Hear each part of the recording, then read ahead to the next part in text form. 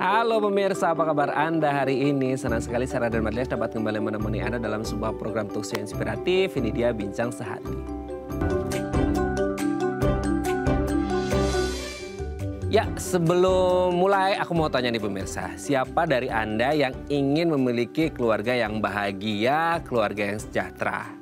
Pasti kita semua ingin memiliki keluarga yang seperti ini ya. Nah, gimana sih caranya supaya kita bisa memiliki keluarga yang bahagia, keluarga yang sejahtera? Pastinya fungsi dan manfaat dari keluarga ini harus benar-benar terarah dan ideal. Nah, gimana sih caranya membentuk supaya keluarga ini bisa bahagia, sejahtera dengan fungsinya masing-masing? Inilah topik yang akan kita bahas hari ini, yaitu mengenal functional dan dysfunctional family. Nah, ngomongin tentang keluarga, kita akan membahas terlebih dahulu mitos fakta seputar pernikahan. Kita lihat yang pertama pemirsa.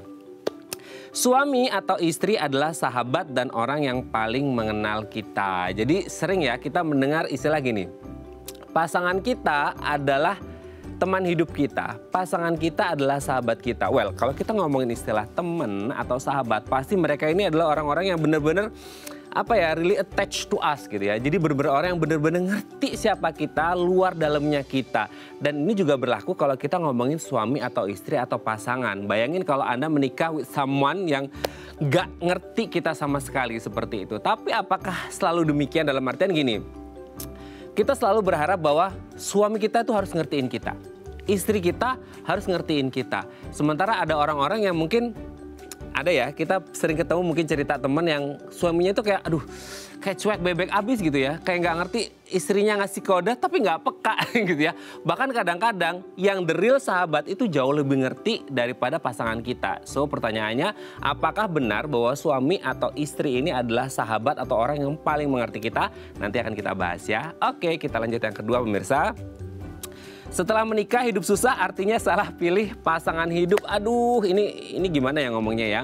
Jadi kalau kita ngomongin rezeki, ini jangan dilihat di gambar ya. Kalau lihat di gambar, ada yang pasti mengatakan, aduh hidupnya susah banget sih. Well, nobody knows kalau dengan ternyata naik sepeda, pegangan dari belakang itu such a romantic thing dalam hidup mereka, kan nggak ada yang ngerti gitu ya. Tapi sebenarnya nggak bisa dibatasi bahwa bahagia atau tidak hidupnya seseorang itu dihitung dari materi ya. Karena semua orang mungkin punya parameter masing-masing kalau ngomongin tentang kebahagiaan atau keharmonisan dalam keluarga. Tapi kalau pernyataannya sering ya, ini sering biasanya orang-orang tua gitu ya, kalangan baby boomers lah ya, bilang, tuh kan nak, kamu habis nikah sama dia, rezekinya seret banget, kamu itu salah pilih pasangan hidup. Aduh, itu udah kayak di curse gitu ya, kayak dikutuk sama orang tua atau keluarga. Well, apakah ini yang disebut dengan kutukan? Enggak juga ya, karena yang namanya keluarga itu kan one family, satu visi misi untuk mencapai tujuan. So kalau kita susah ya harus dihadapi bareng-bareng, karena manis pahitnya kehidupan harus dirasakan bersama ya. Oke, kita lanjut yang ketiga pemirsa.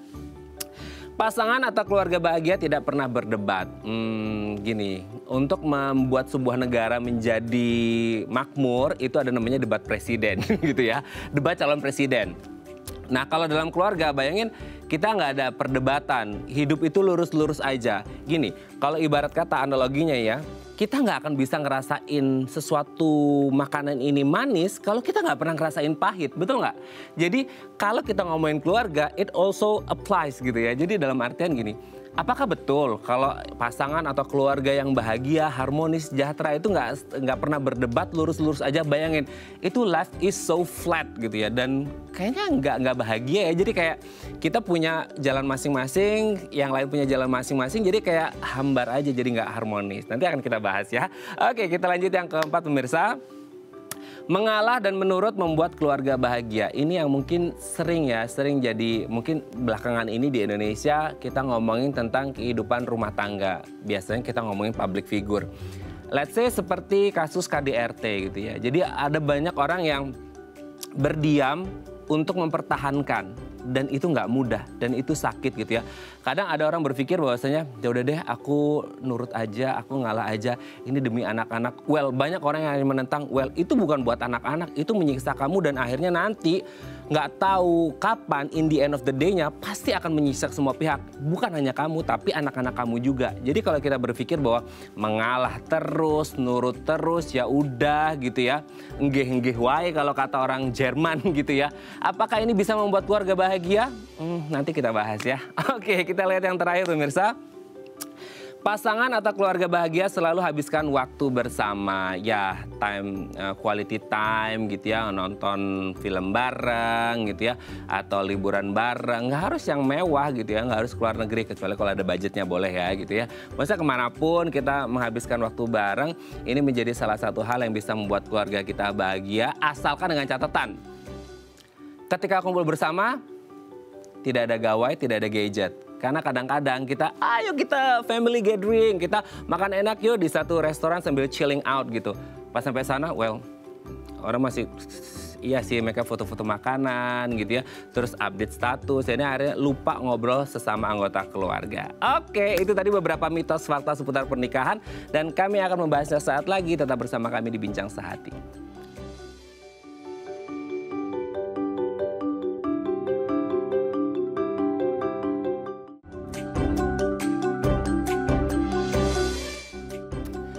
Baik, karena masih bersama kami di Bincang Sehati hari ini, pokoknya perbincangan kita bakal menarik banget nih pemirsa ya. Makanya Anda jangan kemana-mana. Nah, kali ini kita akan membahas tadi yang udah saya bahas nih di segmen sebelumnya, mitos fakta seputar pernikahan. Kalau Anda nih, ini bagus banget ya, ini karena mau akhir tahun gitu ya.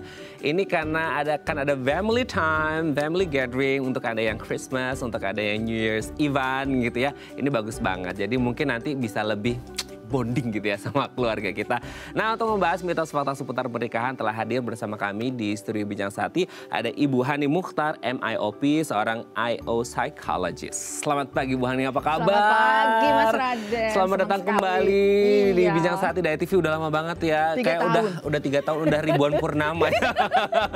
Bisa aja. Dan akhirnya bisa kembali lagi ke Indonesia ya, gitu ya. Ketemu lagi kita ngobrol-ngobrol. Very happy. Very happy. Nah, kita mau ngomongin tentang keluarga nih. Hari ini kayaknya menarik banget ya. Ini kayaknya problematika yang dihadapi oleh semua orang dan everyone needs to know apa yang terjadi supaya menciptakan building a happy family. Itu harapannya ya. Oke, kita lihat mitos fakta yang pertama adalah suami atau istri adalah sahabat dan orang yang paling mengerti kita. Betul seperti itu nggak sih Bu Ani? Maksudnya suami, istri atau pasangan hidup kita itu benar-benar harus ngerti siapa aku. Karena kan ada yang ekspektasinya tinggi tapi kayak suaminya gimana sih, cuek bebek banget sih gitu. Gimana tuh? Jadi mitos ini benar apa enggak gitu kan? Sebaiknya sih memang yang diharapkan seperti itu.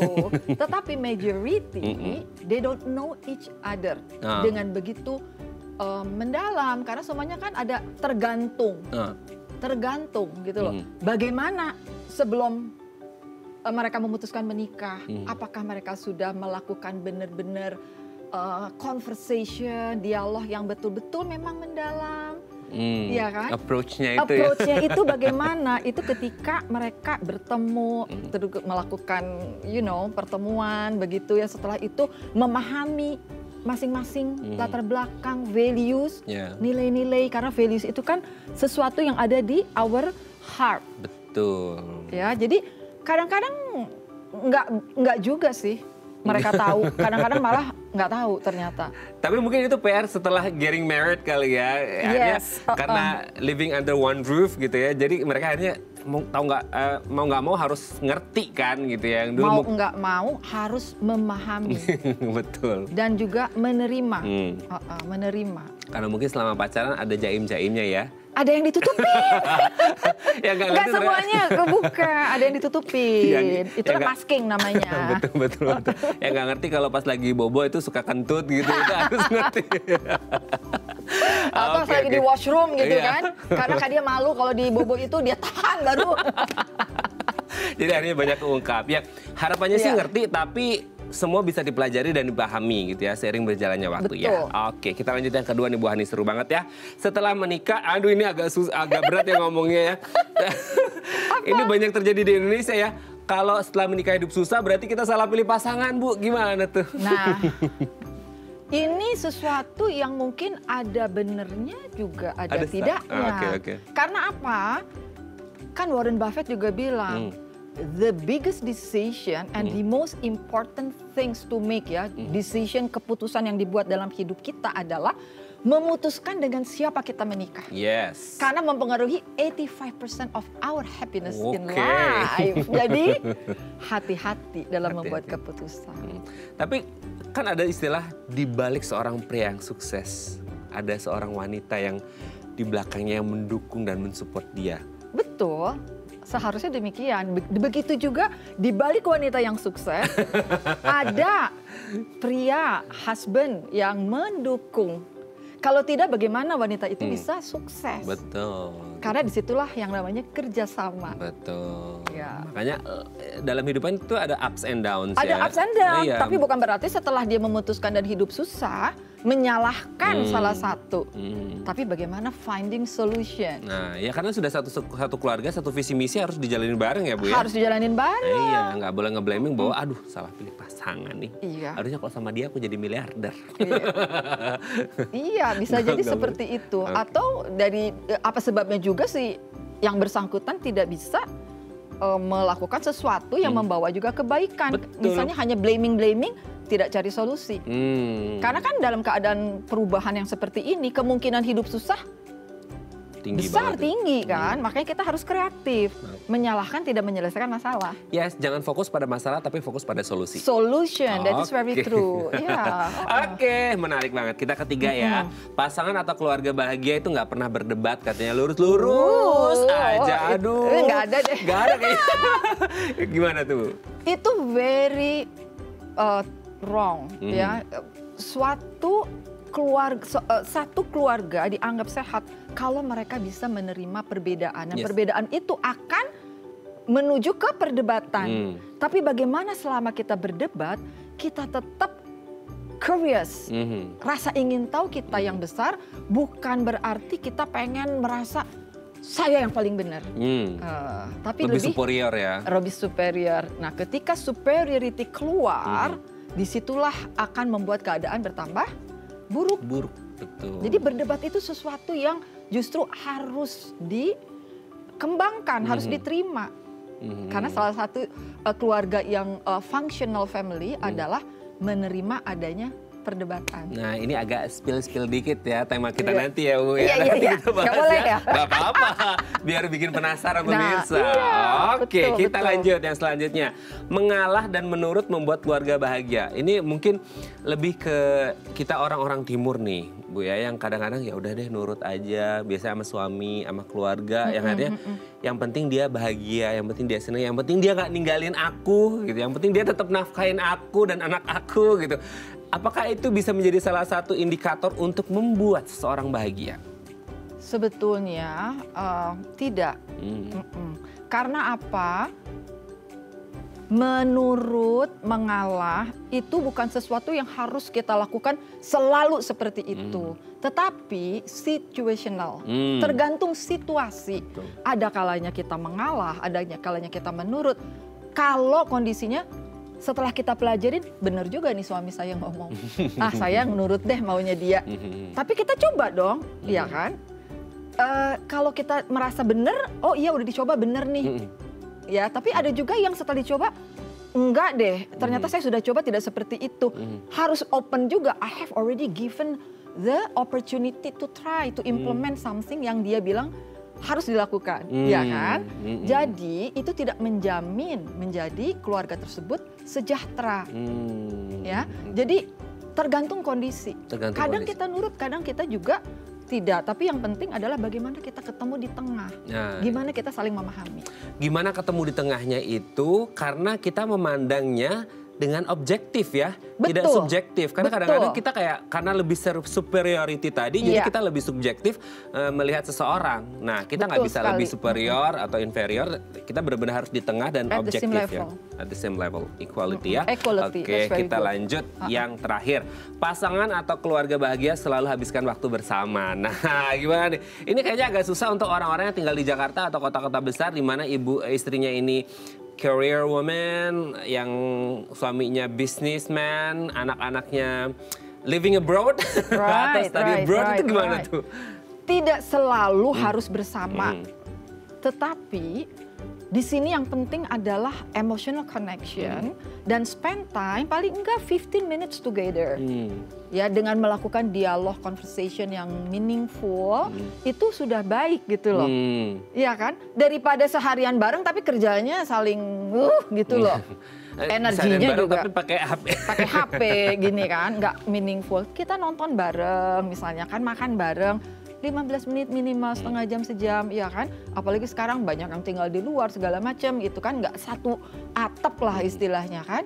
Tapi selama we have a very positive emotional connection, bonding itu udah baik.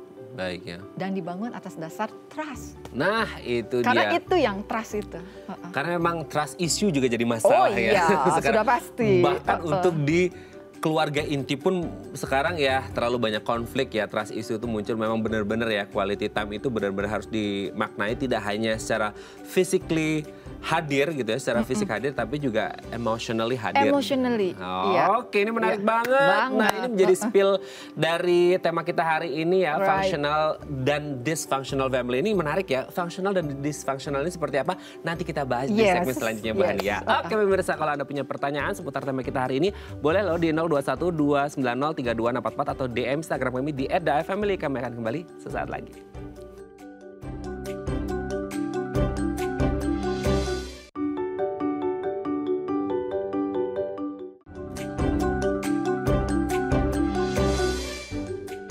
Baik, karena masih bersama kami di Bincang Saati, kita masih membahas tema kita hari ini mengenal functional versus dysfunctional family. Yang Anda punya unek-unek gitu ya sekitar keluarga Anda, atau Anda newlywed gitu yang baru aja menikah, newbie dalam urusan rumah tangga dan harus gimana menyikapi suami istri, atau Anda lagi tinggal di pondok mertua indah. Ya, ini banyak sekali permasalahan.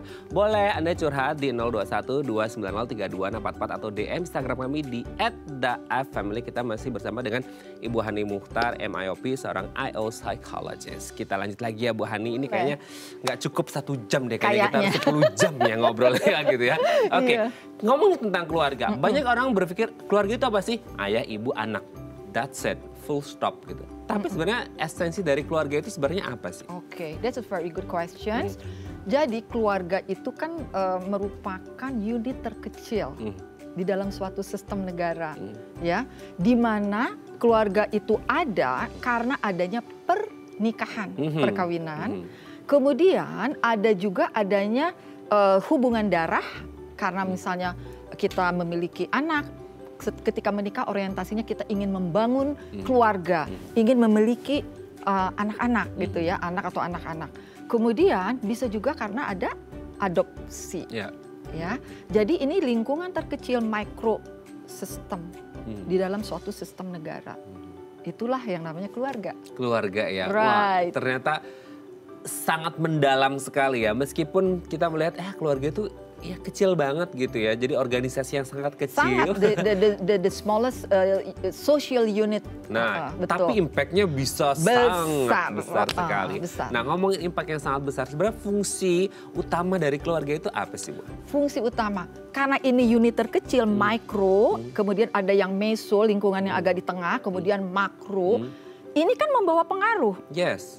Ke yang meso, ke yang tengah, ke yang besar. Karena dia efeknya domino ya? Efeknya domino, spill over. Jadi semua negara ingin menjadi negara maju kan? Yes. Dan negara maju itu ingin ditentukan oleh kesehatan fisik, mental, emosional, spiritual masyarakatnya. Betul. Kalau itu mau seperti itu, berarti fungsi keluarga itu adalah membangun keluarga yang sehat secara emosi, mental, fisik, dan spiritual. Kalau keluarga ini sehat, ini kan akan memberikan pengaruh kepada sehatnya suatu sistem di suatu negara. Kekuatan ekonomi, kekuatan politik segala macam, environment, lingkungan, tergantung dari unit terkecil ini, keluarga, Mas. Nah, itu dia. Besar kan pengaruhnya? Besar. Jadi bukan berarti asal nikah punya ini. Enggak, memikirkan kita kontribusinya apa nih sebagai keluarga ke suatu negara di mana kita tinggal. Betul, jadi unit terkecil ini bisa berdampak juga pada organisasi yang besar seperti layaknya pemerintahan atau negara ya. Negara dan Betul. juga dari keluarga ke perusahaan. Betul. Karena kan jadi orang tua kita harus kerja. Yes. Bagaimana kita harus menghidupi, membesarkan anak-anak tanpa income. Nah, hubungannya nih dari keluarga ke perusahaan besar. Nah, untuk membuat ini menjadi terarah dan baik ke depannya, pasti kan kita mengharapkan supaya fungsinya maksimal, esensinya didapatkan gitu ya. Berarti kan kita harus membuat keluarga ini benar-benar ideal dong. Iya nggak sih Bu? Untuk kemudian unit terkecil ini bisa berimpact yang sangat besar gitu kan. Nah, kalau ngomongin ideal, keluarga yang ideal itu yang seperti apa? Apakah yang happy-happy mulu, yang ketawa-tawa mulu, atau yang dari sisi materi itu such a wealthy family yang punya uangnya itu nggak berseri gitu atau gimana sih sebenarnya? Nah, sebetulnya Mas Raden tidak ada kata-kata perfect family ya atau ideal family ya. Hanya lebih ke keluarga ini berfungsi kah atau dysfunctional? Functional atau dysfunctional? Terus gimana sih caranya supaya keluarga kita nih berfungsi? Di dalam suatu interaksi, di suatu sistem, unit dimanapun juga, ada pendekatan yang namanya harmoni, disharmoni, and repair. Oh, harmoni, disharmoni, and repair. Iya, Okay. karena disharmoni itu selalu akan terjadi. Tapi bagaimana ketika disharmoni terjadi, perbaiki dong. Keluarga yang sehat, keluarga yang berfungsi adalah keluarga yang menerima adanya masalah di dalam keluarga itu. Oh, justru menerima ya. Nerima, Acceptance ya. betul. Oh. Kalau gitu kan gak selalu happy-happy ketawa terus dong. Tapi akhirnya banyak keluarga juga yang denial gitu. Of course, itulah makanya terjadi problem. Makanya dibilang kan dari penelitian di US, 70 to 80% of American families dysfunctional families. Oh. 70 sampai 80%. 70. Wow. 70 It's almost sampai 100. 80, of course. Oke. Tinggi Banget ya 70 di dan Amerika 80. yang mereka sangat ini ya, North Amerika kan sangat di statistiknya diikutin, ditanya, diteliti kan.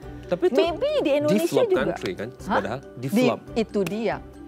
Berarti kan kemungkinan di negara kita juga nggak jauh-jauh amat gitu loh. Iya, betul. Tapi maksudnya kayak akhirnya terjadi dysfunctional family ini sebenarnya karena apa sih Bu? Maksudnya Sebabnya ya. Sebabnya apakah karena komunikasi antara sesama anggota keluarga atau gimana? Kan kadang-kadang kita nggak ngerti ya. Kita sering lah mendapatkan seminar-seminar workshop tentang effective communication gitu ya. Nggak hanya di perusahaan tapi juga untuk family juga gitu. Nah, apakah function family ini jadi tidak terbentuk secara sempurna dysfunctional gara-gara masalah komunikasi atau gimana? Salah satunya Oke. karena kita hidup tidak mungkin sendiri. Ya. Kita ini social animals. Ya. We need to interact ya dengan orang lain. Mau satu orang, 2 orang, 3 orang. Yang jelas kita akan berinteraksi. Kebanyakan sekarang fokus adalah kepada yang self development, self growth. Tapi bagaimana dengan relational growth? Nah, itu Dalam dia. hidup ini kan kita harus berinteraksi, harus Betul. membangun hubungan. Betul. Jangan selalu mikir self-centered. Ini yang saya mau loh, Nah, ini. nggak boleh self-centered ya. Nggak boleh self-centered ya. Dimana tadi komunikasi, ada kok komunikasi. Bagaimana komunikasinya? Satu arah. Anak harus mengikuti apa kata orang tua. Iya betul harus ngikutin, tapi ingat tergantung pada tahap perkembangan anak. Anak masih kecil ya iyalah satu arah, anak belum bisa bicara. Ya kan? Betul. Anak mulai tumbuh besar, teenager segala macam. Even pas mereka school age, anak-anak umur 8, 12, disitulah kita harus bangun komunikasi 2 arah. Dan komunikasi 2 arah ini yang paling penting ya Mas Raden, mendengar. Ya itu susah banget. Dan itu susah banget, kita kan Iya. seneng banget. Ini ngomong terus nih dari Padahal tadi. mulut 1 telinga 2 ya Bu. Telinga ya? 2 Kenapa ini jadi kan kesannya mulutnya 2 telinga 1 ya? Kebalik ya. Kebalik kan. Makanya Kebalik. dibilang sama Dalai Lama, dia pernah bilang begini, saya suka banget apa yang dia bilang. Dia bilang, kalau kamu hanya bicara saja, kamu hanya mengulang apa yang kamu tahu. Tapi ketika kamu mendengar, kamu belajar sesuatu yang belum pernah kamu tahu. Ya. Kemudian ahli komunikasi juga bilang, kalau kita bicara, itu tuh silver. perak. But once we listen, kita menjadi emas. Berarti kan cobalah kita berusaha untuk mendengar. Dan komunikasi itu tidak selalu bicara verbal. Karena kan komunikasi yang baik itu kalau dari verbal hanya 7%. Wow, cuma 7%. Kontribusinya 93%-nya adalah non-verbal. Iya kan, non-verbal, bagaimana body language, facial expression, intonation of the voice. Jadi ketika anak nggak mau bicara, dia nggak mau, gue udah tanya anak gue nggak mau ngomong. Bagaimana dengan facial expression? Bagaimana dengan body language? Sebagai mom kita, kok kamu kelihatannya kayak kecewa sih? What happened? Ngajakin anak ngobrol mau diskusi, nak kenapa, ada apa? Facial expressinya kayak gitu, mana anak mau cerita, udah ketakutan duluan. Iya. Seneng nggak tadi di sekolah? Langsung kan? Seneng nggak di sekolah? Bukan nanya, tadi gimana di sekolah? Terus dia nggak tahu. Kelihatannya suaranya lagi nggak happy nih, right? That's communication. Oke. Nah, untuk membentuk komunikasi yang baik yang menjadi salah satu tujuan keluarga, fungsi keluarga berjalan dengan baik. Kalau ngomongin functional dan dysfunctional family, sebenarnya ini kan harus direncanakan jauh-jauh hari ya, Bu Hani ya. Maksudnya even sebelum menikah itu harus ada komunikasi, udah ada apa ya, kalau sekarang itu ngomongnya perjanjian pranikah mungkin gitu gak sih? Nah itu perlu diperbincangkan gak sih sebelum itu gitu? Sangat perlu. Itulah kalau saya ngelihat nih ya, ketika kita coming together ada 5 stages. Pertama adalah nggak usah dibahas kali ya, langsung ke integrasi aja tahap keempat. Oke. Ya. Nah, disitulah tahap keempat, how can we integrate the values, ya, kompetensi, skills, karakteristik dari pasangan kita. Mengintegrasikan. Menurut kamu, kalau nanti, kalau kamu nih mimpi nih misalnya ya, pengen punya keluarga, menurut kamu yang paling penting dalam hidup kamu apa sih? Your mosaic of life, ya kan? Apakah pekerjaan, apakah kesehatan, peace, family, kasihlah 6. Dari situ juga kita tahu. Terus untuk mencapai itu kamu gimana caranya? Nilai-nilai masuk.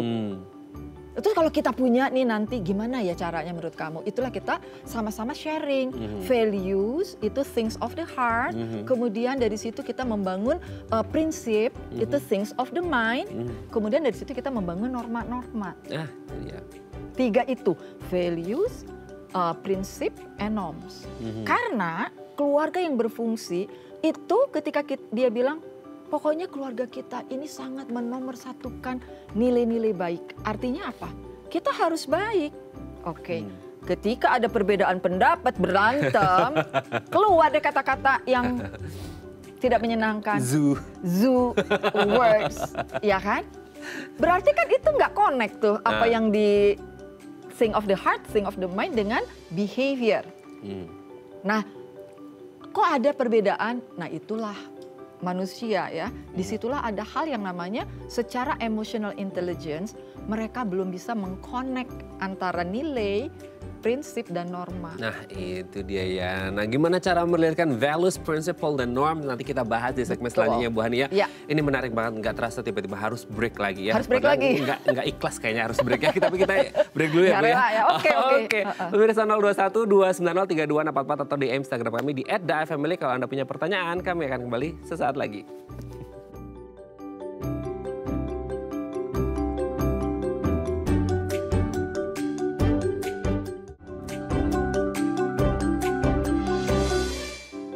Baik, karena masih bersama kami di Bincang Sehati, ini menarik banget ya. Sampai break pun kita ngobrol banyak sama Bu Hani ya, hari ini sangat luar biasa. Nah kalau Anda boleh gitu ya mau sharing-sharing seputar tema kita hari ini di 021-290-3244 atau DM Instagram kami di @daifamily. Kita masih ngomongin tentang functional versus dysfunctional family ya. Oke, kita lanjut lagi ya.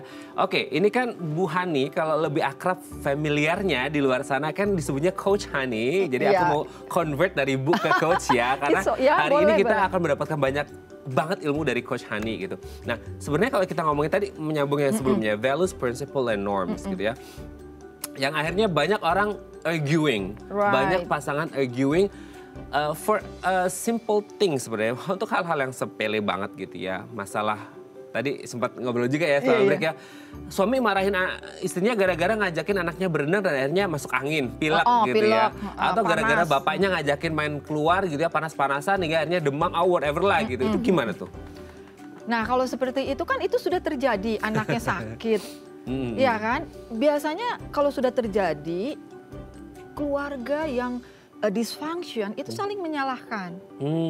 Kalau kamu tuh gimana sih? Nah, gitu kan. Tetapi kan ini sampai anak-anak sakit tuh gimana ceritanya? Obatin dulu kan anaknya kan. Baru setelah selesai diobatin, anak-anak tidur, tenang, ngobrol lah suami istri, nonton bareng, makan bareng. By the way gimana ceritanya pas tinggal kemarin aku pergi sama teman-teman kan senang tuh ibu-ibu sekarang pada pergi kemana liburan sama teman-teman. Anak sama seragam sama foto-foto gitu kan. Nah terus gimana ceritanya? Karena bapak-bapak kan jarang ngepost. Ya kan anak-anak juga nggak mau gitu kan bisa jadi kan. Seperti itu gimana ceritanya? Ya kan aku jarang misalnya sama anak-anak lama. Ya udah kita berenang dari pagi di kolam renang disuruh pulang nggak mau ya udah saya ikutin. Ya sekarang kan oke, I understand kamu jarang jadi pengen spend time dan ngikutin maunya anak. Hanya sekarang kan akhirnya mereka kelamaan terus udara lagi nggak baik. So next time kalau saya lagi kemana gitu ini terjadi lagi, what will you do differently? Apa yang bisa dilakukan supaya terhindar? Jadi in every problems, situasi yang membuat masalah, itu pertama terima dulu sudah terjadi, kemudian apa yang bisa dijadikan pelajaran ke depannya, kemudian juga membuat komitmen bersama. Si ibu juga, by the way kalau saya lagi pergi nanti, what will the plan that you will do with the kids? Betul. Ya, jadi sama masing-masing berperilaku sesuai dengan peran. Kadang-kadang laki-laki kan bapak-bapak mau gampang, mau ngikutin maunya anak, nggak mau repot saking sayangnya ini my girl, mang ini, udahlah saya juga jarang, udahlah biar mereka fun, happy. Tapi lupa, kalau terlalu lama, ya kan lagi udara nggak baik, musim lagi seperti ini, itu bisa jadi anak-anak sakit juga, kecapean. Mungkin juga dia lupa makan, ngasih makan. Karena keasikan berenang, telat makan, maybe. Jadi kita sebagai ibu harus ngiketin. Oke, nah masalahnya Coach, jadi kalau ngomongin tentang konflik, debat gitu ya, perselisihan, kita nggak usah jauh-jauh. Di Indonesia mungkin banyak ya, ketika akhirnya pasangan terjadi konflik, perdebatan, perselisihan, akhirnya mereka tuh sering ngelakuin namanya silent treatment. Wih, ya kan? Sering itu. Biasanya ini bukan menjustify apa mengeneralisir ya, maksudnya kayak banyak kan perempuan mungkin ya silent treatment. Mah ini mana? Bener. Movement gitu. Nah gimana, masa silent treatment ini hal yang sering terjadi tapi percaya deh gitu, itu it's not gonna solve the problem kan? Of course. Karena nggak ada komunikasi di situ. Nggak ada komunikasi. Ceritanya mungkin ya tujuannya silent treatment, kalau saya tanya nih ke si ibu yang suka nge-silent treatment anaknya, husbandnya gitu ya. Ketika ibu ini konflik gitu, menghadapi konflik biasanya gimana? Saya suka diemin. Oke, yang ada di kepala ibu ketika ibu mendiamkan itu apa? Supaya tenang. Berharap mereka mengerti aku. Oke, tenang, untuk tenang boleh, tapi tidak melakukan silent treatment berlama-lama. Kasih tahu, mama mau menenangkan diri dulu ya, taking quiet time lah for myself for a few hours atau sehari mama kayaknya nggak mau deh ngebahas ini. We will get back later kalau mama udah tenang misalnya. Tapi tidak melakukan silent treatment karena apa? Dari penelitian, otak yang mengelola silent treatment dengan otak yang mengelola physical abuse itu sama. Cingulate anterior cortex. Physical abuse? Sakitnya sama. Gitu. Orang didiamkan dan orang dipukul, ya dihajar sakit sampai merah misalnya biru. Otak yang mengelola sama. Karena dengan di silent treatment, kita sudah tidak memperlakukan orang itu sebagai bagian dari keluarga kita. Di-ignore. Jadi itu sama bahayanya. Di-neglect itu nggak enak ya? Iya kan, di-neglect itu diabaikan, tidak diakui, tidak dihargai. Padahal di dalam functional family, kalau kita mau mengembangkan keluarga yang berfungsi, adalah kita harus melakukan pendekatan it's okay to be different. It is okay to have a problem in life. Tapi bagaimana caranya kita bisa menyelesaikan masalah ini dengan baik? Karena masalah di dalam keluarga itu kan ada 3 macam. Yang bisa diselesaikan, solvable, artinya yang gampang, perpetual, yang emang itu perbedaan personalities, values yang agak ini, gridlock. Kalau masalah ini kayak apa tuh namanya, kayak terus ada will itu ya, selalu ada muter gitu loh. Kalau mau ngebahas, aduh udah deh berat ngebahas itu. Nah itu artinya ketemulah dengan ahlinya kalau udah sampai ke situ gitu loh. Oke, harus ketemu ahlinya, profesionalnya untuk mengetahui masalahnya apa gitu ya. Oke Coach, sebelum lanjut ini ada DM Instagram mau tanya-tanya nih ke Coach Hani ya. Aku bacakan ini ada di belakang. Aku bacakan. Saya nggak bisa baca ya biar ini masalah ini tengkleng mau baca ya. Iya. Ini dari Ibu Alia ya. Bu, saat ini saya tinggal sama suami saya di rumah mertua. Ih, asik banget nih ya. Pondok mertua ini ya. Dan di dalamnya ada kakak ipar perempuan saya yang suka sok ngajarin berbagai hal ke saya. Waduh, oke. Jujur saya nggak nyaman dan pingin pindah. Tapi suami saya ngelarang. Waduh, ini complicated ya. Harus gimana ya? Makasih, Ibu Alia. Ini ya. Family-nya udah complicated tuh kan ya? Agak ini ya berat. Nah yang tahap pertama sih yang sebaiknya ini ya yang sebaiknya disampaikan ya ke suaminya. Perasaan si ibu yang tidak nyaman ini. Apa yang dirasakan? Apa yang dirasakan? Karena di dalam functional families itu ada yang namanya 5 freedoms. Freedoms untuk mengekspresikan how we feel. Dan itu harus disampaikan. Kan kalau misalnya saya merasa nggak nyaman deh, kakak ipar tuh, kakak kamu tuh selalu ngajarin yang gini misalnya kan. Jadi saya merasa, aduh lama-lama tinggal di sini saya merasa nggak bener-bener nggak sehat buat my mental health. Sampaikan perasaan, pikiran, kemudian keinginan, kebutuhan, harapan, itulah 5 freedoms. Sampaikan, karena kan kita tidak menyalahkan kakak, tidak menyalahkan suami, tidak menyalahkan mertua, tapi we express how we feel, gitu loh. 5 freedoms itu sampaikan. Harapan saya sih kita bisa tinggal satu keluarga sendiri gitu loh ya. Kontrak kayak apa? Kontrak kayak gimana ya caranya? Apa yang bisa saya lakukan supaya kita bisa? Dan sampai kapan kira-kira tinggal di sini?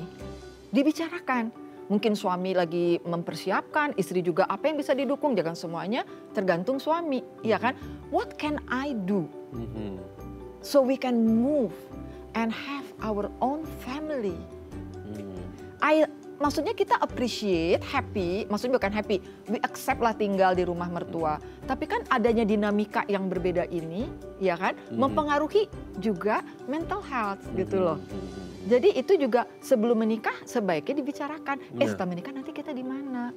Terus ketika di rumah saya siapa aja yang tinggal di situ? Kita harus pelajarin tuh. Ada kakak ipar, kakak ipar ini gimana ya? Nah itu harus approach juga ya kakak iparnya gimana? Jangan sampai udah masuk pondok mertua indah kemana? Kaget-kaget, nggak mentally prepared kan? Jadi kita juga harus cerdas gitu loh. Kita kumpulkan the information. Dari berbagai arah, internal, eksternal, meso. Tuh kan itu meso tuh yang tadi. Iya, betul. Oke. Nah, kalau akhirnya ketemu yang seperti ini dan ingin ngomong ke suami, perlu nggak sih kayak, kan kadang-kadang karena terbawa emosi ya si istri ini akhirnya kayak ngomong anytime dia mau. Yang jadi pertanyaan, timingnya juga harus tepat nggak sih ngomong ke husband? Of course, timingnya harus tepat ketika suami tenang. Jangan pas dia baru pulang ke kantor capek, udah macet segala macam, dia langsung, ini tadi kakak ipar, itu udah nggak pas tuh, nggak benar. Udah nyalahkan kakak ipar, iya kan? Kan udah tahu ketika menikah, misalnya suami belum memiliki, let's say rumah. Atau budget untuk rent, iya kan? Berarti paling tidak dia sudah tahu bakal tinggal di situ. Berarti kan dia harus nerima. Ketika suami dalam keadaan tenang, sampaikan, mas saya mau bicara, ada sesuatu yang ingin saya sampaikan. Dikondisikan, tidak ujuk-ujuk ketuak-ketuak. Dikondisikan apa sih? Iya, tentang kita lah, keadaan kita, kedepannya kita mau gimana. Boleh dong saya ngobrol-ngobrol gitu kan. Oke ya, dikondisikan. Semoga ini bisa menjawab pertanyaan Bu Alia tadi ya, yang ada di rumah ya. Semoga bahagia selalu. Nah, tapi kalau ngomong-ngomong ini relate ke pertanyaan Bu Alia tadi, ini menarik juga. Tadi juga sempat kita bahas di break nih, Coach. Jadi kalau ada suami, kan kadang-kadang ada seorang istri ataupun vice versa ya, baiknya, itu mereka ingin mengubah si suaminya atau si istrinya. Kamu terus kayak gini, kayak gini, kayak gini. Sementara itu changing character, changing personality itu kan such a hard work ya gitu. Gimana tuh? Tidak bisa kita. Tidak bisa ya. Di dalam relational growth ya, we cannot change seseorang. Kita harus menerima. Ketika kita memutuskan menikah, pastinya kita akan melihat semua orang sudah pasti memiliki kelebihan. Tidak ada yang tidak memiliki kelebihan. Apakah itu 1, 2, atau 3, atau 10. Pastinya ada. Ingat kelebihan-kelebihan itu. Gitu loh. Ada hal-hal yang kecil-kecil, itu yang namanya particles gitu ya. Ini wave, ini particles. Misalnya, kalau udah di kamar mandi basah kemana-mana, baju naruh nggak di laundry box. Handuk basah taruh di atas spray. Hal kecil tapi ngeselin banget. Ya kan? Nah, ingat lagi, yang 3 ini baik. Ya emang ini kan kayak gini-gini nggak bisa semuanya 100% sempurna. Sabar. Baru nanti kita ngomong. Lain kali tolong dong digantung. Atau hindari mengkritik, hindari defense, hindari mendiamkan tadi kan, kemudian hindari juga menyalahkan, menghakimi, serem. Ya. Jadi komunikasi dibimbing dengan komunikasi yang baik supaya si pasangan ini ngerti gitu ya. Aduh, menarik banget. Dan juga Mas, dari situ juga bayangkan bahwa dia nanti akan nyimpen nih setelah ngobrol-ngobrol nih, nanti dia akan berubah. Ya mungkin berubahnya bisa mulai dari 18 hari sampai misalnya 200 hari lebih. Karena perubahan itu tergantung dari kompleksitinya.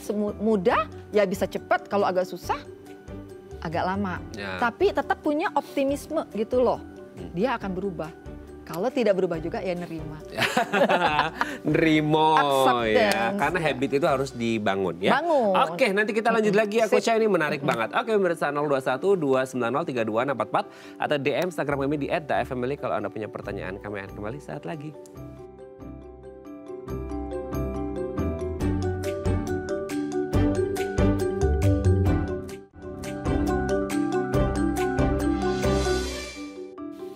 Baik, Anda masih bersama kami di Bincang Saat ini. Kita masih bersama Coach Hani Mukhtar, MIOP, seorang IO psychologist ya. Coach, ini sebenarnya banyak yang mau kita bahas ya. Aduh, kayaknya bener ya di awal tadi bilang nggak cukup 1 jam, 10 jam. Oke, kita bahas tips untuk membentuk keluarga yang bahagia, sejahtera, ideal, fungsional ya. Itu harapan kita semua. Yang pertama ada status. Nah, status ini gimana maksudnya? Status ini artinya setiap anggota keluarga menjalankan peran sesuai dengan statusnya. Bapak, ibu, anak harus sesuai. Sebagai ibu, bapak apa sih perannya?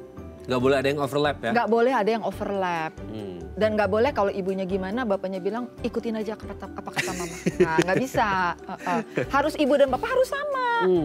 Kalau enggak kan bingung. Kayak di perusahaan CEO bilang gini, direkturnya ngomong gini, anak ini yang karyawan yang mana nih yang diikutin? Nggak bisa. Harus sama. Bilang kanan, satu bilang kiri ya. Betul. Oke, status harus penting. Certainty. Certainty di sini adalah stability. Mau ngomong ke bapak, mau ngomong ke ibu, hasilnya akan sama. Predictability. Jadi nggak akan beda-beda formula ya? Mabok anaknya. Iya, betul. Mabok, pusing anaknya, confused, dan itu akan mempengaruhi masa depannya juga. Berarti ini harus dibicarakan dulu dong. Integrating stage, tahap keempat. Tadi ya, biar satu visi misi, satu pikiran ya, jadi tidak berbeda-beda. Oke, autonomi. Nah, kalau komunikasi satu arah harus ngikutin tadi mengalah menurut, nggak ada otonomi kan. Padahal manusia itu kan kebutuhan dasarnya adalah ingin mempunyai kebebasan berpendapat yang tadi 5 freedoms kan. Berarti otonomi itu kalau anak sudah mulai agak gede, berikanlah kebebasan sesuai dengan tahap perkembangannya. Kebebasan berbicara, kemudian kebebasan untuk melakukan negosiasi, sehingga ketemu common ground di tengah. Semua merasa win-win. Tidak yang ibu bapak mempunyai winning formula terus, anak menjadi loser. Di sini adalah di dalam function of family, kita selalu bukan hanya winning losing, tapi adalah winning and learning. Itu aja, winning and learning. Winning and learning, penting ya. Right. Oke, yang selanjutnya relatedness. Nah, gimana relatedness. nih? Nah, ini kan si SCARF formula ini atas dasar penelitian yang dilakukan oleh David Rock. Kalau keluarga mau berfungsi, kalau organisasi mau berfungsi, lakukanlah yang SCARF ini. Adalah membuat suasana orang-orang yang ada di sekitar kita tuh mendekat. Itulah relatedness. Dengan apa?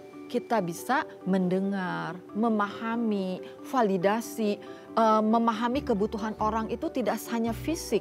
Orang itu kan kebutuhannya ingin didengar, ingin mendengar, ingin dilihat, juga ingin melihat, ingin memahami dan ingin dipahami. Yes, oke. Jadi sama-sama menguntungkan. Menguntungkan, win-win. Mutualisme ya. Ya, mutualisme. Oke, yang terakhir, fairness. Fairness. Nah, ini harus fair. Tidak berarti anak yang satu hebat, anak yang ini sedang menuju kehebatan gitu ya. Kan orang tua tuh kalau saya ini kan dibaca di mana-mana tuh, saya ingin anak saya membanggakan keluarga. Membanggakan itu kan udah terkesan. Terus kalau anaknya belum membanggakan terus gimana? Harus fair dong, berarti ini anak sedang menuju learning journey. We have to treat equally. Yang ini maju ya emang ya namanya juga beda-beda kan dari atas. Betul. We have to be fair, menghargai semua orang itu balik lagi memiliki kelebihan. Pada waktunya pasti bisa. Oke, because success is the journey, not the destination life, ya. Yes. Oke. Not the destination, right? Ya, yes, betul. Agree. Aduh, ini waktunya tinggal 30 detik lagi. Ya ampun, kita harus tutup. Udah tutup ya? Pokoknya kita harus ngobrol lagi ya next nanti time ya. Ketemu Coach, lagi nanti ya. kita ketemu lagi ya. Thank you Coach, hari ini sudah berbagi. Semoga ini menjadi insight baru untuk para keluarga Indonesia. Supaya mereka lebih bahagia, lebih sejahtera dan pastinya berfungsi secara maksimal. Thank you Coach. Sama-sama, Salam sehat selalu untuk keluarga di rumah ya. Yes, thank you so much. Pemirsa, itu tadi perbincangan kita dengan Coach Hani. Semoga bermanfaat dan keluarga kita akan terus bahagia dengan berfungsi semaksimal mungkin ya Coach ya. Oke, terima kasih. Saya Raden Marlias pamit. Sampai jumpa dan selamat kembali beraktivitas di hari Selasa yang indah ini. Sampai jumpa.